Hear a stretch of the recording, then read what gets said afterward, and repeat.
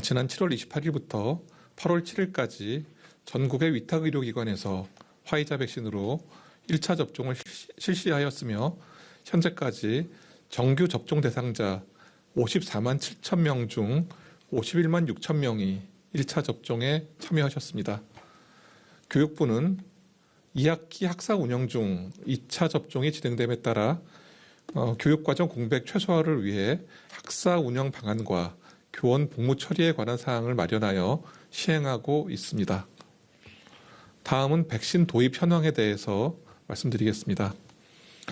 9월 1일, 그러니까 수요일에 개별 계약된 화이자 백신 268만 2천 회분이 인천공항에 도착 예정입니다. 이로써 내일 도입되는 화이자 백신을 포함하여 7월 1일부터 9월 1일까지 3,265만 회분의 백신이 공급되며 누적 5,127만 회분의 백신이 공급됩니다. 안정적인 백신 공급을 위해서 지속적으로 제약사와 긴밀히 협의해 나갈 예정이며 구체적인 공급 일정은 제약사와 협의가 되는 대로 신속하게 안내드릴 계획입니다. 다음은 코로나19 국외 발생 동향에 대해서 말씀드리겠습니다.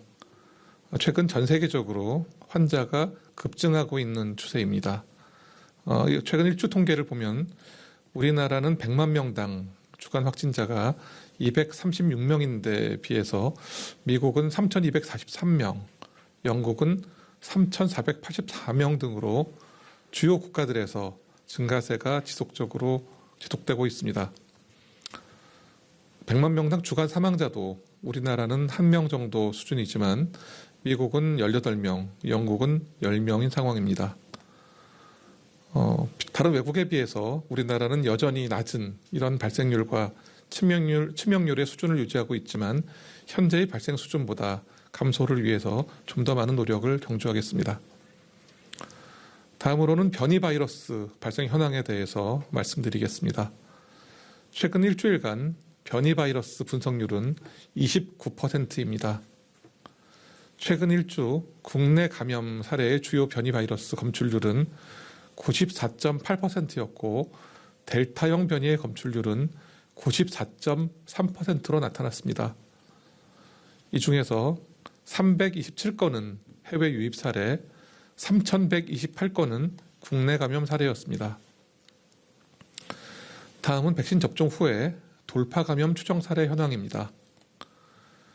누적 돌파 감염 추정 사례는 국내 접종 완료자 772만 8,157명 중 0.04%에 해당하는 3,128명으로 30대가 0.085%로서 발생률이 가장 높습니다. 얀센 백신 접종자 중 발생률은 0.013%, 아스트라제네카 백신 접종자 중에서는 0.068%, 화이자 백신 접종자 중 0.021% 순이며 교차 접종자 중 발생률은 0.016%였습니다. 변이 바이러스 분석을 완료한 855명 중 77.1%에서 주요 변이가 확인되었습니다. 다음으로는 그 변이 바이러스 해외 유입 차단 조치에 대해서 말씀드리겠습니다. 최근 람다 변이 관련한 해외 입국자발 감염 확산 우려가 점차 높아짐에 따라서 페루 그리고 칠레발 입국자에 대해서 방역 관리 조치를 강화합니다. 9월 10일부터 페루 그리고 칠레발 입국자에 대해서 임시생활시설에서 7일간 격리하고 검사 결과에 따라 자가격리로 전환하는 것과 같이 시설 격리를 강화해서 변이 바이러스의 지역사회 유입을 차단할 계획입니다. 다음은 오늘 오전 국무회의를 통과한 정부 예산안 중에서 2022년 질병관리청 소관 예산안에 대해서 말씀드리겠습니다.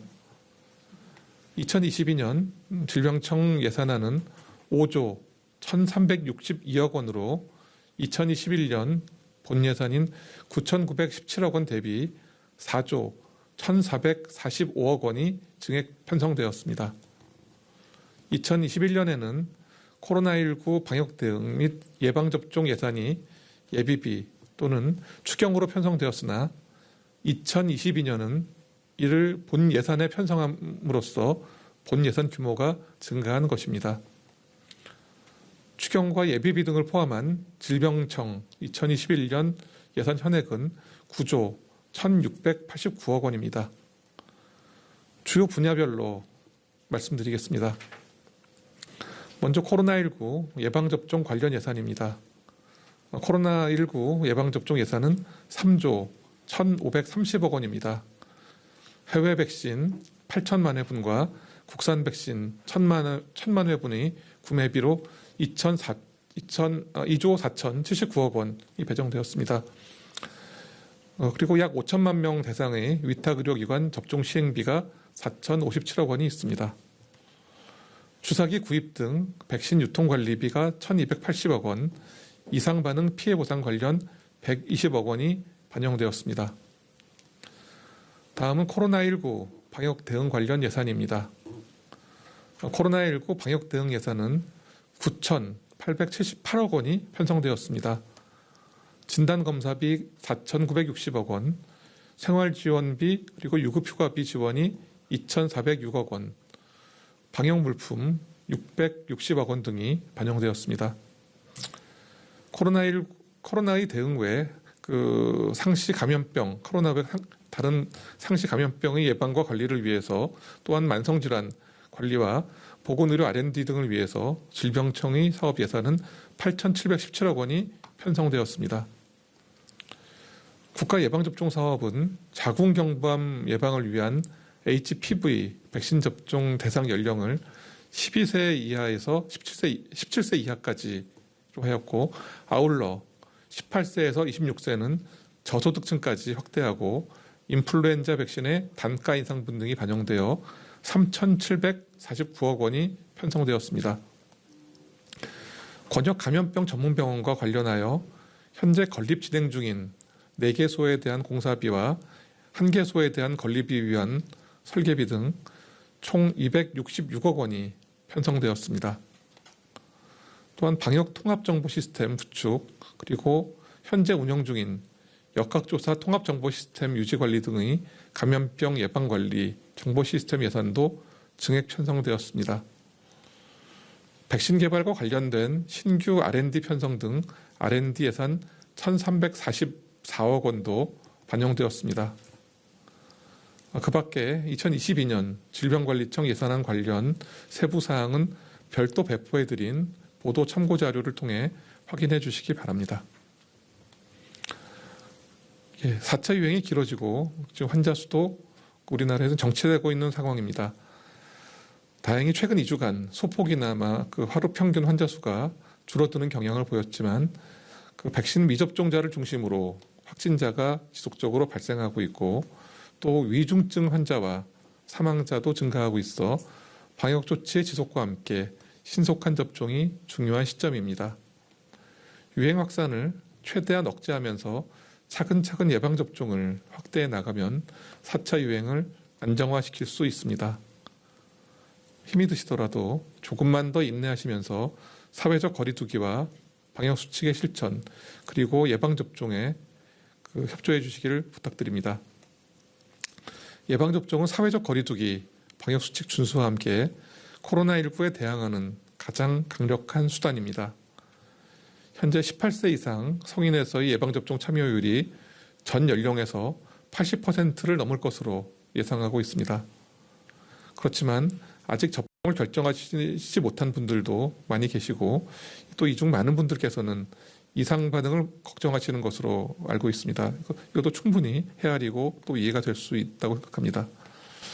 그렇지만 이상 반응은 매우 드물게 발생하고, 또한 백신이 주는 득과 실을 모두 고려할 때 전 세계 모든 전문가들은 한 목소리로 이런 드문 이상 반응의 피해보다 백신 접종의 혜택이 현저히 높다고 밝히고 있습니다. 지금처럼 델타 변이와 4차 유행이 진행되고 있는 이런 시기에는 하루라도 빨리 맞는 백신이 가장 좋은 그리고 가장 효과적인 백신이라는 것과 백신 효과에 대한 과학적 근거를 믿고 접종을 결정해 주시기 바랍니다. 정부도 최선을 다해 방역과 의료 대응, 예방접종과 이상반응 감시와 대응에 최선을 다하겠습니다.